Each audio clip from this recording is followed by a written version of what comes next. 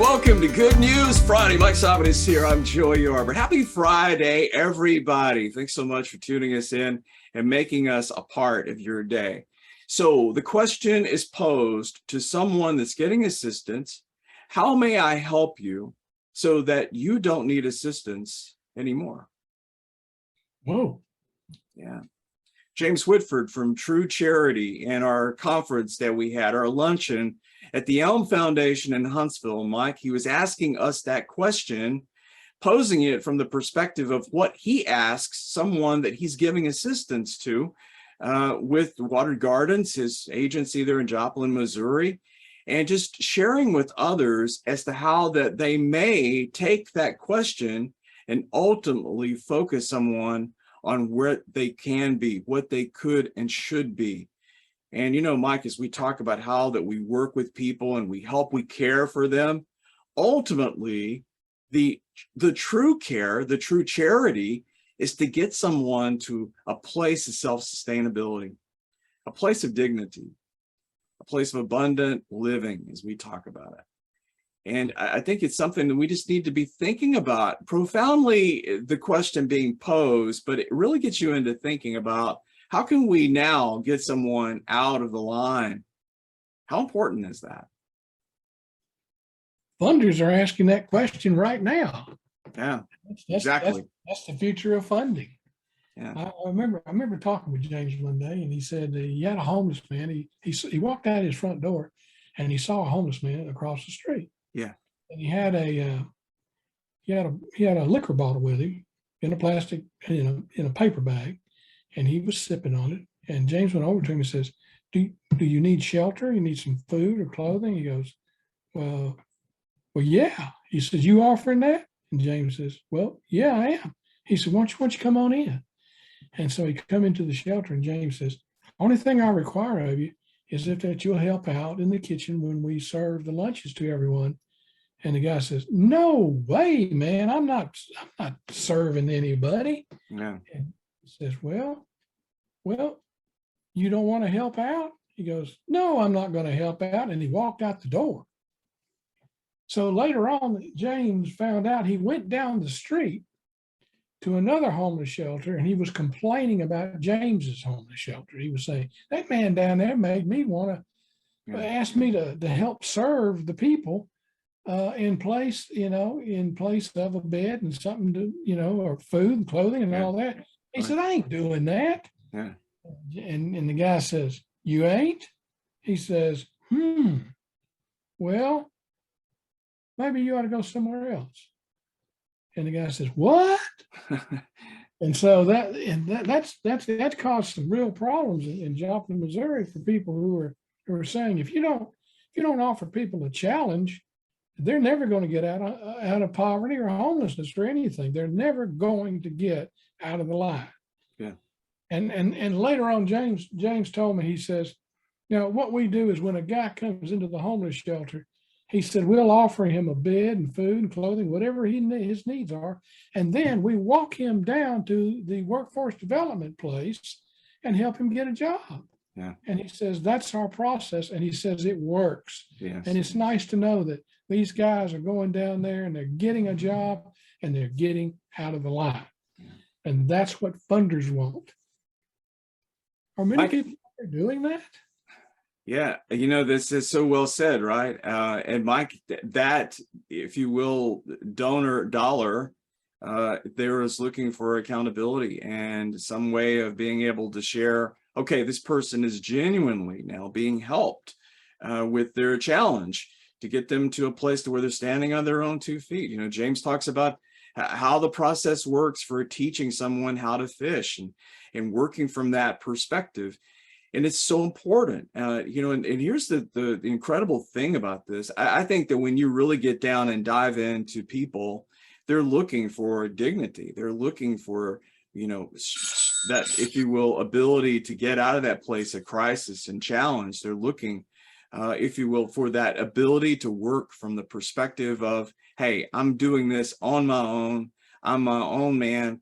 I'm taking care of business. I'm taking care of my family. I'm providing for my family. And that's really the focus, as James asks that question, What can I do to assist you so that you don't need assistance anymore? Now we're getting as to why someone's in the line. Why are they seeking assistance? Well, here's what we do. We work with you to get you the assistance that you need immediately. You know, we're going to feed you. We're going to take care of you, clothe you, shelter you. But then moving forward, let's get it to where you now are empowered. You're now with the place of dignity and providing hope for so many. And the stories are countless. I mean, you hear James talk about the people that have started out in that crisis scenario, but then worked through to abundant living. Mike, this is so important. But it doesn't, and don't get me wrong, I'm for you helping the homeless and, Of course. and helping everybody that needs help in any way. Absolutely. But I do think we do a disservice to them if we only provide them the assistance when they keep coming back for assistance, keep coming back for assistance, keep coming back for assistance. And we do a disservice to them if we don't offer them a chance to get ahead. Of course. You know, that we want to give them enough to help them get by, but we want to get ahead. That's what Phil Duvall, Bridges Out of Poverty, taught me. Yeah. He says, you got to help people get ahead. You got to help them get ahead to a better quality life and a brighter future. Yeah. And it's hard work. It takes relationships. It takes patience. It takes a formative process that you use to help people get the necessary resources that they need, but help them find the resources, the information, and the opportunities that are out there to help them to get ahead. And I'm all for that. I am. Exactly, Mike. And that's just it. We're not trying to take something away from someone. We're actually trying to get them to a place to where they're empowered, where they have what they need. And that's so important. And I think that what James is doing with True Charity and developing this process of working with agencies throughout the country now, Huntsville has a True Charity and initiative. And it's so exciting to hear these people as they're excited, obviously, about the work that's being done and the ability that they now have to dive in and work with the person and bring them to a place of self-sustainability. The Elm Foundation, Mike, this is where we heard James talking this past week. What a great organization there in Huntsville. Wow, talk about a true collective community impact strategy. They really are realizing it and incorporating it. Yes, sir, absolutely. It is amazing, frankly, you know, just hearing some of the stories and things of what they've done so far.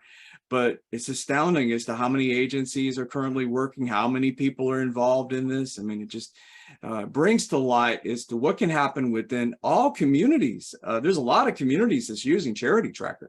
Hey, the story there in Huntsville and the Elm Foundation at the head, well, what a great testimonial as to what can happen when you bring in something like CharityTracker and you bring in these other organizations and agencies within your community, and now you provide them with the platform to do what it is that they want to do, and that's work together. Wow, what a great story. It was an exciting time. Big salute to Missy, to Jenny, and Beth up there at the Elm Foundation.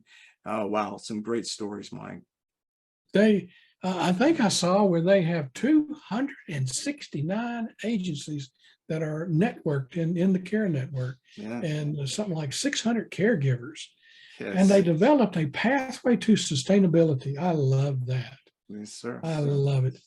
And Huntsville is doing a great job of taking their resources and making them, the use of them, more powerful and productive. And I like that. And then the Elm Foundation. The Elm Foundation, they've got their donor who pays for all of their administrative costs, and every money that donors send into the Elm Foundation goes directly to 100% goes to the recipients.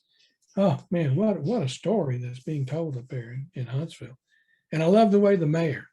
Did you hear the mayor? Yes. The mayor. He loves CharityTracker.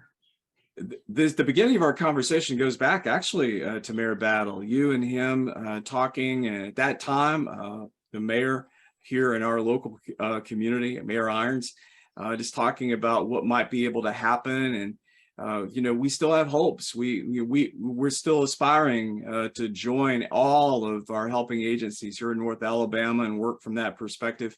Huntsville is just a tremendous story, and what they have done is just exciting and continues to grow and strengthen, and bringing in James with the True Charity Initiative makes it even stronger. What a great story there that is continuing to unfold. And we're just excited here at Simon Solutions to be part of that, and honored to partner with our friends up there at the Elm Foundation and hundreds of agencies up there that are all part of the CharityTracker network. It's amazing, Mike. It's when we started talking with the Elm Foundation, we had dreams. I know they did too, and here we are with this all being realized. So big salute to all of you up there, and we appreciate so much the work. CollectiveCommunityImpact.com. There's a tremendous amount of information there. Mike has put together 8 steps to transforming your community. Perfect example there in Huntsville of how that they're doing exactly that.